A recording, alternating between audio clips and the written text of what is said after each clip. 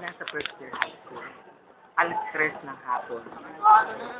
Bago mag-ring ang bell namin para magdasal ng 3 o'clock prayer.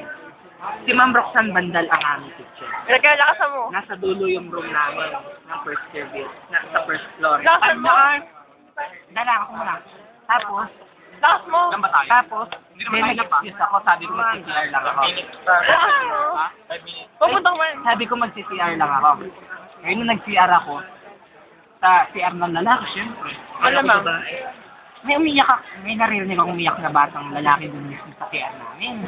Then, sumantal muna ako sa may kantin. Sa SPBA? Dun muna sa may, hala pala yung kantin, gago na. Sumantal muna ako dun sa may bakod. Yan. De, tagal umiiyak.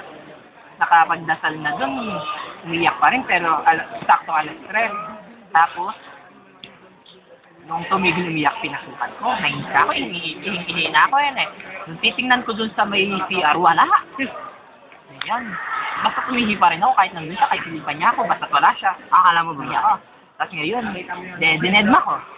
Kinabukasan. Doon pa rin ako. Nakaupo ako dun sa first floor, sabi ng bintana.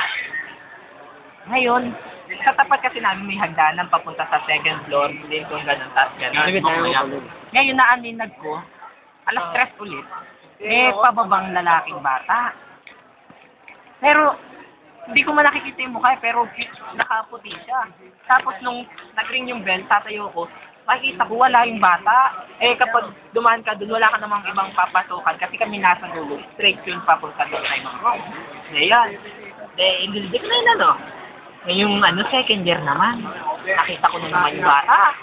Nasa science lab kami nun. Nakabukas yung pinto. Alas 3 na naman. Ano ba subject namin? English na naman. Kaya civil teacher na. Nandun ako sa first row. Pumapasok siyang ganyan. Lumulutang. Walang paa. Basta ayan, nandyan ako. Straight. Tumitingin lang.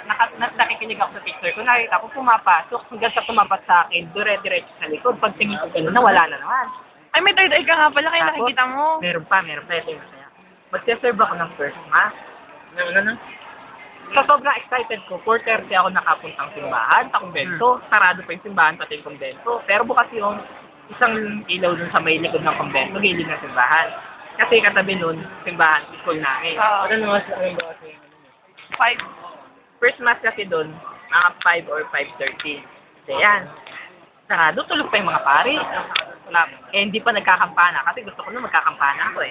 Yung 15 kampana bago makita yung minsan eh. Ngayon, may nakikita akong 2 bata na may kasama na siya, babae. Nakalak yung gate dun sa may second floor. Tumatalon-talon sila, magkahawak yung kamay, naglalaro hanggang sa bumababa dun sa hagdanan. Pagbaba sa hagdanan, lumiko, bumaba, tapos pagpunta dun, nakatingin sa akin. Ayun, nakaupo na lang ako doon hanggang sa may lumabas doon sa kumbento. Doon lang ako nakatingin. Tapos, meron doon yata. Naman. Nagpa-practice kami. Ubusin ko yan. Nagpa-practice kami gabi. San Pedro. Nakapag-iis, namin. Ayaw namin sumasakay. Naglalakad kami papuntang plaza. Ngayon, dadan kami sa sementeryo. May naaninag naman ako, lalaki, nakasombrelo. Doon sa may isang nicho sa likod. Kasi meron doon sa lumang sementeryo. Nakadadaanan.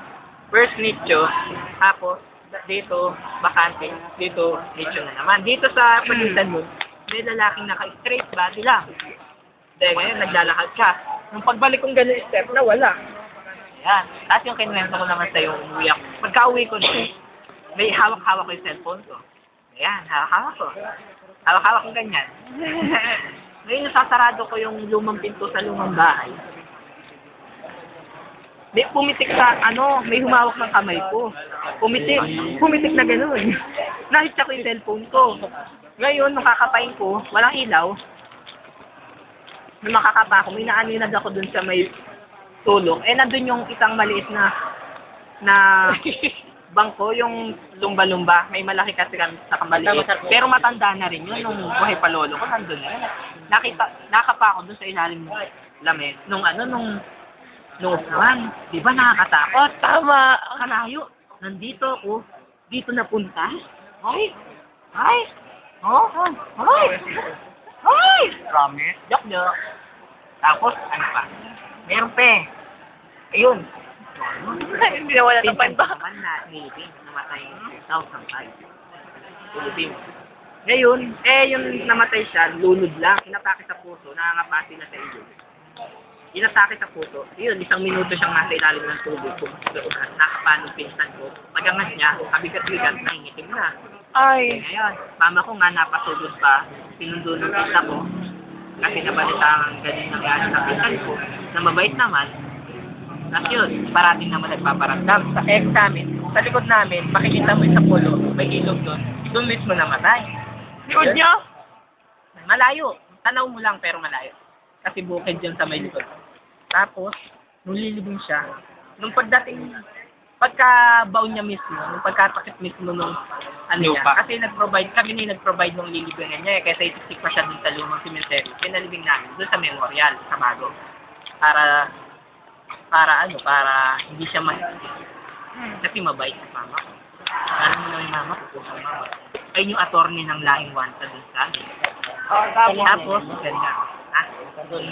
Hindi. Reporter. Oh, tapos? Tapos, Dali na. pagkalibing, hilong-hilo ako, natusok ako, nilagnat ako. Bakit? Ngayon humiga. Dumiretso kami dun sa bahay ng pinsan ko. Kahit malapit yung bahay namin. Ngayon, ano? Humiga ako dun sa papag na hinigan niya, na tinutulugan niya. Ako lang mag-isa sa kusina. Dapat tinatapon na yun. Dapat tinatapon na yung gamit. Ngayon, humiga ako dun. Lahat ng tao nasa likod sa kasaharap, kumakain. Mama ko nasa likod. Ako humiga dun, mag-isa ako. Ang bilis. Nakatakot. Ngayon nakakatulog na ako ganyan. Babae ba pinsan mo? Lalaki. Oh. Nakapalad akong ganyan. May humihimas naman dito sa kamay ko. Malamig. Dito lang ha.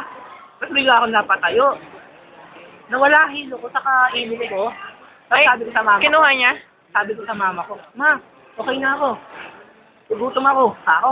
Kasi, ba, ano nangyari sa'yo? May humimas sa akin eh. Kaya yan. Tapos nga. Gusto niyo pa? Kailan mo pa na-experience? Kailan pa? Last year, 4th year, dun madala.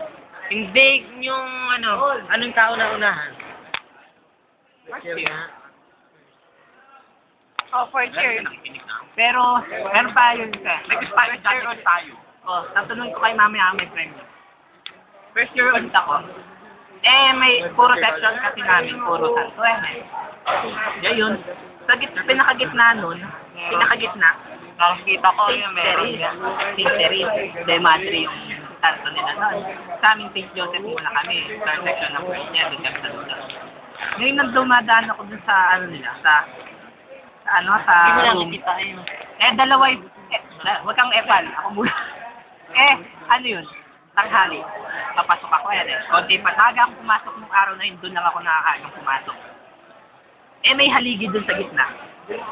Nung dadaan ako, may nakita akong madring nakatayo. Pero dalawa lang yung taong nag-uusap doon na estudyante.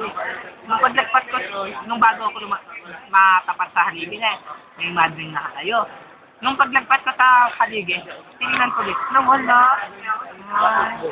Ganyan Tapos meron pa Ano pa? Hindi na mag-isip pa ako.